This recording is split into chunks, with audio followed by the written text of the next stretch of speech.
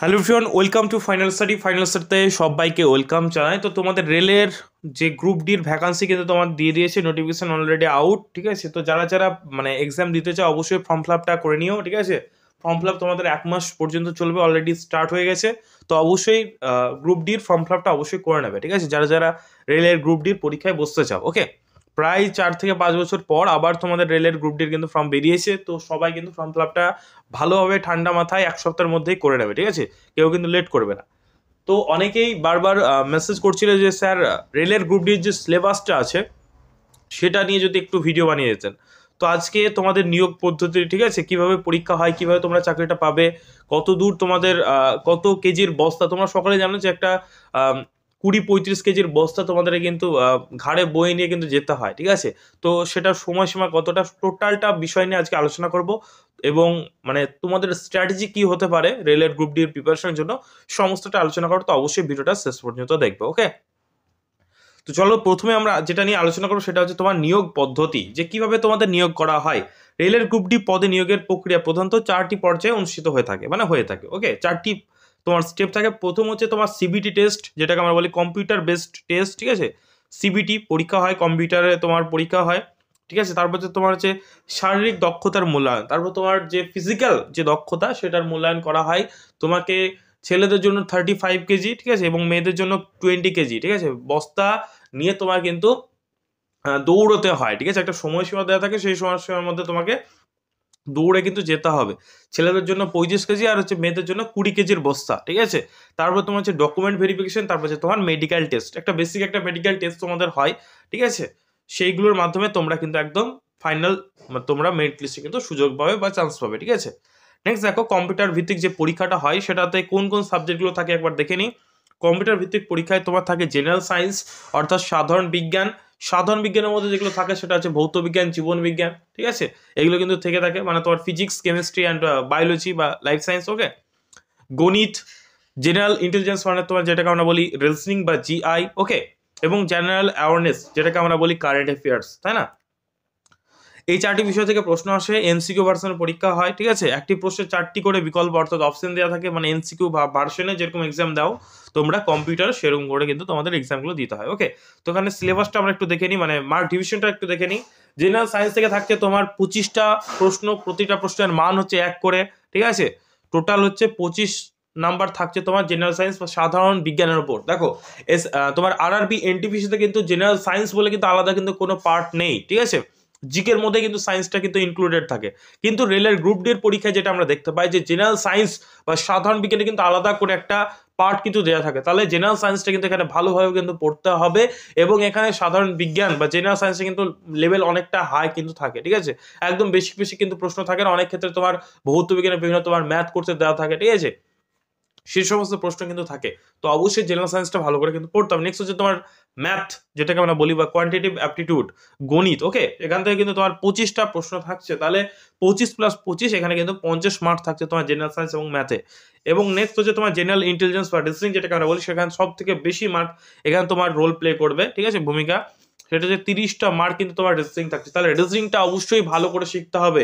ঠিক আছে, এবং রেলের যে গ্রুপ ডির জন্য কিন্তু সমস্ত চ্যাপ্টারগুলো কিন্তু করে যেতে হয় না, কিছু স্পেসিফিক কিছু চ্যাপ্টার ভালো করে যদি প্র্যাকটিস করো তাহলে কিন্তু ওখান থেকে তোমরা কমন পাবে। ঠিক আছে, সেটা অবশ্যই আমরা পরবর্তী ভিডিওতে আলোচনা করে দেবো। ঠিক আছে, জেনারেল অ্যাওয়ারনেস এবং কারেন্ট অ্যাফেয়ার্স যেটা থাকছে সেখান থেকে তোমার 20টা নাম্বার কিন্তু থাকছে, যেটাকে তোমরা বলতে পারো যে GK, GK and current affairs. ঠিক আছে, general awareness and current affairs, সেখানে থাকছে 20 মার্ক। টোটাল হচ্ছে তোমার 100টা প্রশ্ন, টোটাল মার্ক হচ্ছে 100 মার্ক। ওকে, প্রশ্নের ধরন একটু আগেই বললাম যে এমসিকিউ ভার্সনে পরীক্ষা হয়। ঠিক আছে, প্রশ্নের সংখ্যা কয়টি থাকে? প্রশ্নের সংখ্যা হচ্ছে তোমার 100টি এবং প্রশ্নের মান হচ্ছে 100টি। পরীক্ষার সময়সীমা কতটা সময় দেওয়া হয়? 90 মিনিট তোমাদের কিন্তু সময় থাকে। ঠিক আছে, এবং যারা বন্ধী ক্যান্ডিডেট রয়েছে, যারা হ্যান্ডিক্যাপ, তাদের জন্য কিন্তু 20 মিনিট, 20 মিনিট বলছি, 30 মিনিট কিন্তু এক্সট্রা দেওয়া হয়, অর্থাৎ 120 মিনিট তারা কিন্তু সময় পায়। এবং যারা জেনারেল সাধারণ ক্যান্ডিডেট তারা হচ্ছে 90 মিনিট তোমার সময় পায়। ঠিক আছে, আশা করি বুঝতে পারলে, মানে তোমার এদিকে 1.5 ঘন্টা কিন্তু তোমরা সময়, ঠিক আছে, তোমরা কিন্তু পাচ্ছ। ওকে, নেক্সট চলো, প্রতিটি প্রশ্নের মান কত? 1 নম্বর বলে দিলাম। নেগেটিভ মার্কিং রয়েছে, 3টি ভুলের জন্য 1 নম্বর কাটা যাবে। 3টি ভুল করলে কত মার্ক কাটা? 3টি ভুল করলে 1টা মার্ক কিন্তু তোমাদের কাটা কিন্তু যাবে। ওকে, এবার চলে আসো সিলেবাস নিয়ে। জেনারেল সায়েন্সের কি কি সিলেবাস রয়েছে, যেটা তোমাদের থাকে পদার্থ বিজ্ঞান, জীবন বিজ্ঞান, রসায়ন, যেটা তোমাদের মাধ্যমিকের যে স্তর, মাধ্যমিকে যেটা পড়েছে 9-10 সিলেবাস অনুসারে কিন্তু তোমাদের পরীক্ষাগুলো হয়।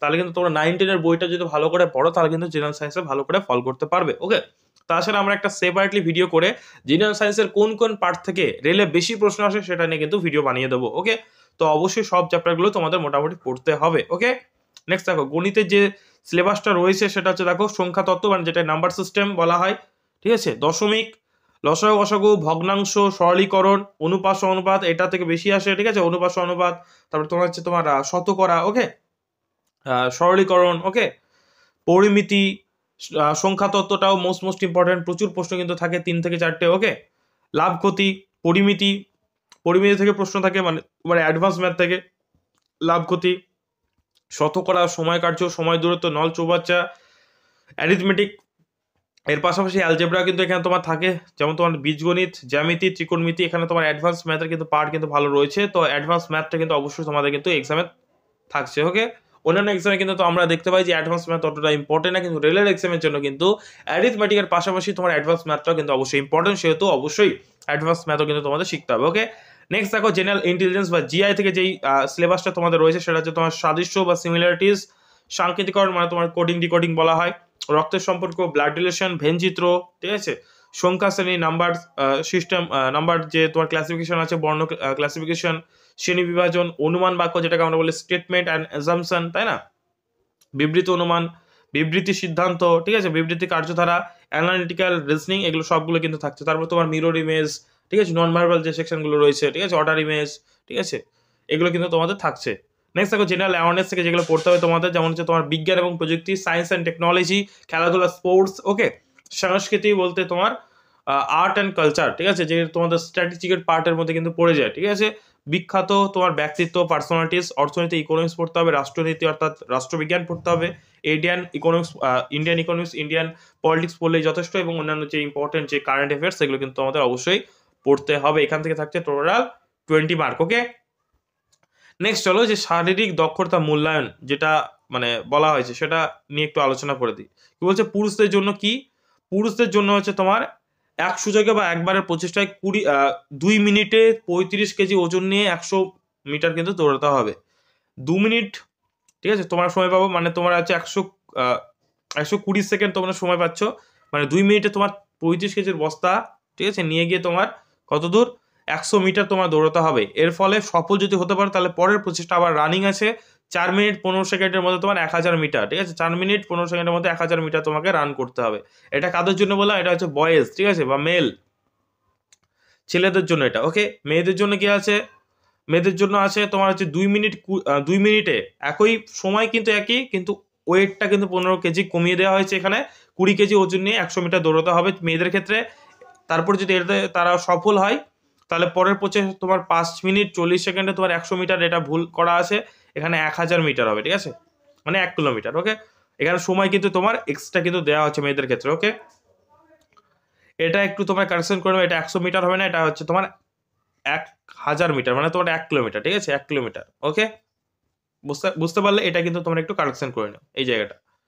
নেক্সট হচ্ছে তোমার ডকুমেন্ট ভেরিফিকেশনের মধ্যে যেটা আছে তোমার শারীরিক দক্ষতা মূল্যায়ন পরীক্ষা, উত্তীর্ণ প্রার্থীদের তোমার যে ডকুমেন্ট সেটা ভেরিফিকেশনের জন্য ডাকা হবে, এবং তারপরে মেডিকেল টেস্ট হবে, একটা আই টেস্ট, ঠিক আছে, অনেক তোমার কালার ভিজিবিলিটি যেটাকে বলা হয়, বা তোমার যে চোখের যে আই পাওয়ার ক্যাপাসিটি সেটা, ঠিক আছে, এইগুলো বেশি কিছু তোমার মেডিকেল কিন্তু হয়, এগুলো আরামসে পাস কিন্তু তোমরা করে যাবে, ঠিক আছে। তো তোমাদের মেনলি তোমাদের ফোকাস করতে হবে এক্সামটা ভালো করে তোমরা প্রিপারেশন শুরু করে দাও, এবং তোমাদের জন্য সুখবর যে খুব স্বল্প মূল্যে কিন্তু তোমাদের জন্য একটা রেলের গ্রুপ ডি, ঠিক আছে, আরআরবি গ্রুপ ডি এর জন্য তোমার একটা আমরা ব্যাচ লঞ্চ করছি, ঠিক আছে, সেই ব্যাচে তোমরা অবশ্যই যোগাযোগ করতে পারো, ঠিক আছে। তোমাদের একদম বিস্তারিতভাবে একদম ধরে ধরে কিন্তু সিলেবাস কমপ্লিট করানো হবে, তার সাথে তোমার বিগত বছর সমস্ত প্রশ্নগুলোর যে পিডিএফ সেগুলো দেওয়া হবে, মক টেস্ট তোমরা এখানে পেয়ে যাচ্ছ 20টা, ঠিক আছে, সমস্ত আমাদের নিজস্ব অ্যাপে তোমাদের ক্লাসগুলো করানো হবে, ঠিক আছে।